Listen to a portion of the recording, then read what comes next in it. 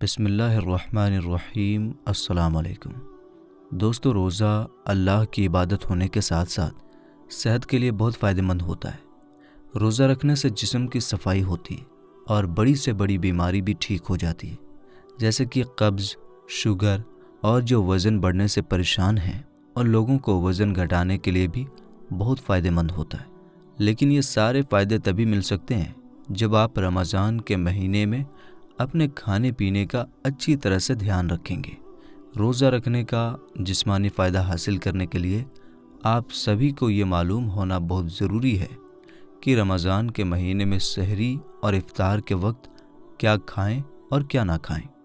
कई बार आप लोगों ने देखा भी होगा, कुछ लोगों की रमज़ान के महीने में अचानक से तबीयत बिगड़ जाती है, यानी वो बीमार हो जाते हैं।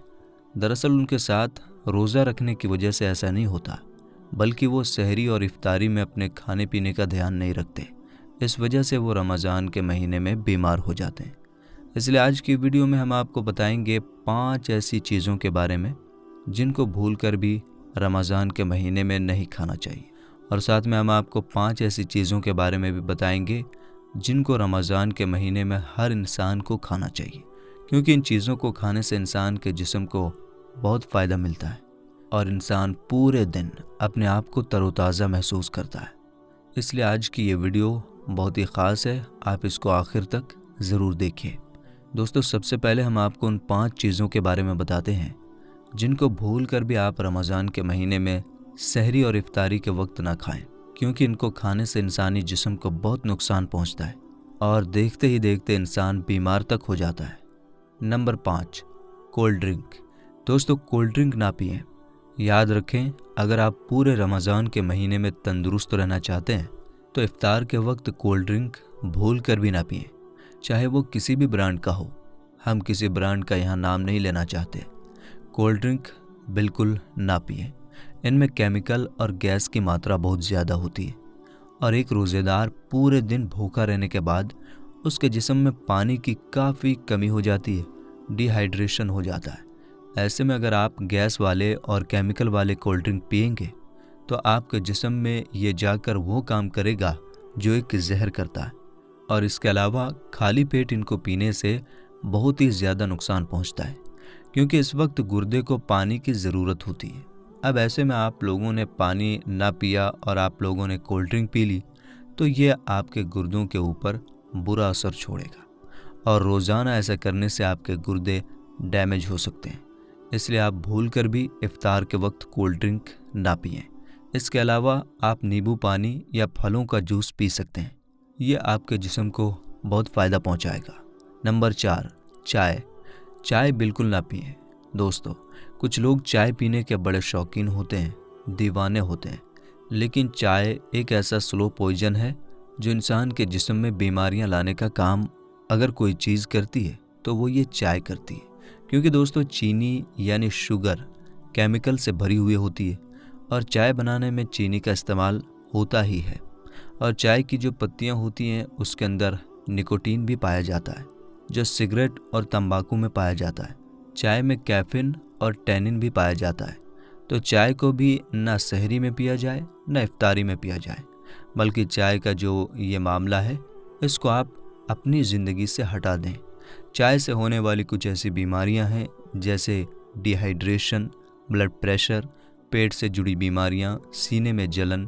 ज़्यादा चाय पीने से एक सेहतमंद आदमी भी बुरी तरह से बीमार हो सकता है, तो आप इसका इस्तेमाल बिल्कुल ना करें, इसको बिल्कुल ना पिएं, और ख़ास करके आप इफ्तार के वक्त इसको ना लें। नंबर 3, चीनी वाला शरबत ना पिएं। दोस्तों, बहुत सारे लोग रमज़ान के महीने में इफ्तार के वक्त ये भी गलती करते हैं कि जैसे ही रोज़ा इफ्तार हुआ वैसे ही वो चीनी मिला हुआ ठंडा शरबत पीना शुरू कर देते हैं और लगातार 3 या 4 गिलास चीनी वाला शरबत पी लेते हैं, जिसमें कुछ कलरफुल केमिकल भी डाल दिया जाता है, और लगातार 3 या 4 गिलास चीनी वाला शरबत पी लेते हैं, मगर फिर भी उनकी प्यास नहीं बुझती। इसकी वजह यह है कि दिन भर खाली पेट होने की वजह से अगर कोई आदमी चीनी मिलाया हुआ मीठा पानी पीता है तो ये उसके जिस्म में पानी की कमी को पूरा होने ही नहीं देता और उससे हमारी प्यास और ज़्यादा बढ़ जाती है। ऐसे में आप फिर चाहे कितना भी पानी पी लें लेकिन आपके जिस्म में पानी की कमी पूरी नहीं होगी, जो आपके जिस्म के लिए बहुत ही ज़्यादा नुकसानदायक चीज़ होगी। क्योंकि इफ्तार के वक्त जो हमें नेचुरल तरीके से जो फल और फ्रूट के अंदर जो चीनी होती है, यानी जो शुगर होती है, वो हमें फ्रूट खाने से मिल जाती है, हमारा जिस्म उसे ले लेता है। अगर आप ऊपर से चीनी की कोई चीज़ खाते हैं या पीते हैं तो ये आपके लिए आपके जिस्म में शुगर के लेवल को बढ़ा सकता है, क्योंकि चीनी बनाने के लिए बहुत सारा केमिकल लगता है और चीनी कोई नेचुरल चीज़ नहीं है, इसलिए चीनी को वाइट पॉइजन कहा जाता है। याद रखें, जब चीनी तैयार होती है तो इसका रंग बिल्कुल गहरा काला होता है, और जब इसको तैयार किया जाता है तो इसमें सफ़ेद रंग का एक केमिकल मिलाया जाता है, जो इतना पावरफुल होता है कि इसके काले रंग को सफ़ेद रंग में बदल देता है। इसी वजह से रोज़ रोज़ चीनी खाने से या पीने से हमारे जिस्म को बहुत ही ज़्यादा नुकसान पहुंचता है। इसलिए बेहतर है कि आप इफ्तार के वक्त चीनी वाला शरबत ना पिएं और चीनी वाली चाय भी ना पिएं। इसकी जगह पर आप हमारे प्यारे आका हज़रत मोहम्मद सल्लल्लाहु ताला अलैहि वसल्लम की सुन्नत पर अमल करते हुए खजूर के साथ इफ्तार करें और 1-2 गिलास सादा पानी पी लें। नंबर 2, तला हुआ और भुना हुआ ना खाएं। दोस्तों, कुछ लोगों की शिकायत रहती है कि रोज़े की हालत में अपने आप को वो तरोताज़ा महसूस नहीं करते और दिन में उनको प्यास भी बहुत ज़्यादा महसूस होती है। ऐसे लोगों को चाहिए कि वो सहरी के वक्त ज़्यादा तला हुआ और भुना हुआ और ज़्यादा मसालेदार खाना बिल्कुल भी ना खाएं। जैसे कि सहरी के वक्त में समोसे, पिज़्ज़ा, बर्गर वगैरह बिल्कुल ना खाएं, और इसके साथ ही सहरी के वक्त मीठा खाना भी ना खाएं, क्योंकि मीठा खाना खाने से इंसान को प्यास बहुत ज़्यादा लगती है और फिर जिस्म को बार बार पानी की ज़रूरत महसूस होती है। इसके बजाय आप सहरी के वक्त प्रोटीन, फाइबर और कार्बोहाइड्रेट से भरपूर डाइट ले सकते हैं, जैसे कि दूध, दही और ताज़ा फलों का ज़्यादा इस्तेमाल कर सकते हैं, क्योंकि इन चीज़ों को हज़म होने के लिए पानी की ज़रूरत नहीं होती। इस वजह से इंसान को बार बार प्यास महसूस नहीं होती। इसके अलावा आप रमज़ान के महीने में इस बात का भी ख्याल रखें कि आप इफ्तार के वक्त अपने आप को तले हुए समोसे और पकोड़े से बचाएं, क्योंकि दिन भर भूखा रहने के बाद अगर समोसे और पकोड़े इंसान खा लेता है तो उसकी सेहत को नुकसान पहुंचता है। और रोज़ रोज़ इनको खाने से बचें। कभी कभार चल जाता है, लेकिन रोज़ रोज़ इनको खाने से बचें। इनके खाने की आदत बनाने से इंसान बहुत ज़्यादा बीमार हो सकता है। इसलिए आप सहरी हो या इफ्तार, तली हुई ज़्यादा चीज़ें जैसे समोसे, पकोड़े, मसालेदार चीज़ें बिल्कुल ना खाएं, और जो भी खाना हो अपने घर से बनाकर खाएं। बाहर की चीज़ें बिल्कुल ना खाएं, क्योंकि पता नहीं वो कौन सा तेल इस्तेमाल करते होंगे। नंबर 1, सफ़ेद चावल ना खाएं। दोस्तों, सहरी के वक्त वाइट राइस यानी सफ़ेद चावल भी नहीं खाना चाहिए, क्योंकि सफ़ेद चावल इंसान के पेट में बहुत ही जल्द हज़म हो जाते हैं, क्योंकि सफ़ेद चावल में सिंपल कार्बोहाइड्रेट होने की वजह से इंसान के जिस्म में इंसुलिन के लेवल को भी बढ़ाता है, जिसकी ज़रूरत सहरी के वक्त में बिल्कुल भी नहीं होती।